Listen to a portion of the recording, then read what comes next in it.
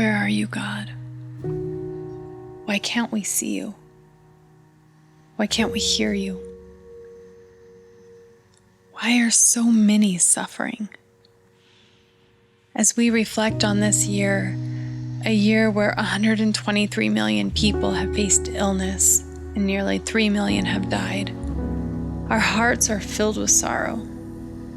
10 million people are without jobs in our country. People have faced isolation and loneliness. With faces covered, your people have fallen short. We have forgotten to be the salt of the earth. We have forgotten how to show mercy and grace to our neighbors. We have viewed those who are oppressed and who cry out for justice as a threat. We have coveted power and advantage and have silenced the voices of those who have nothing. We have forced out the vulnerable and silenced the dead. We've not stood up for and protected those who are in danger from hatred based on their race. Asian Americans and African Americans, immigrants and refugees.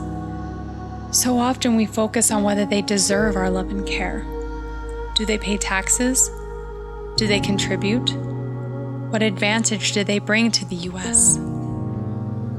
God, where are you? Why have you left us?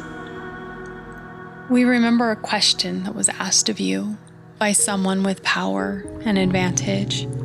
He asked, "Who is my neighbor?" Sometimes we are people who want to cross our T's and dot our I's. We do just enough to get by.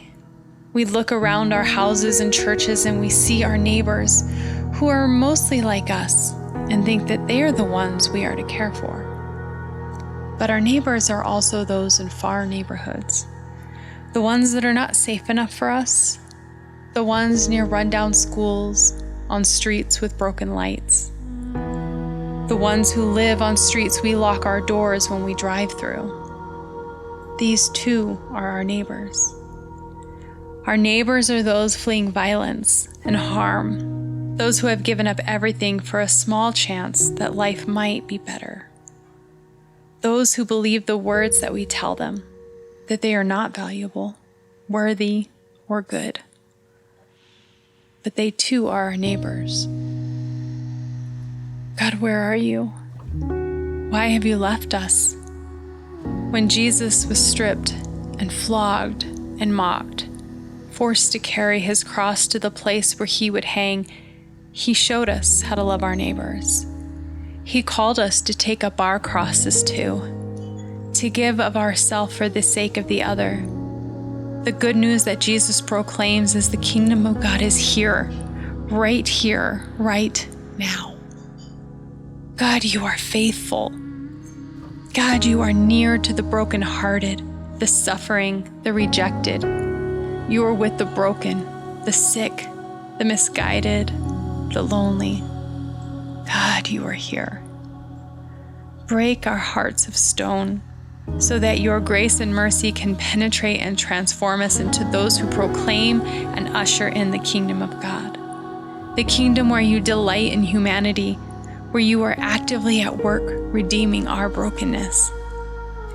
Where we too are called to give our voices to those with no voice, to give our sight to those who cannot see, to give our security to provide security for others.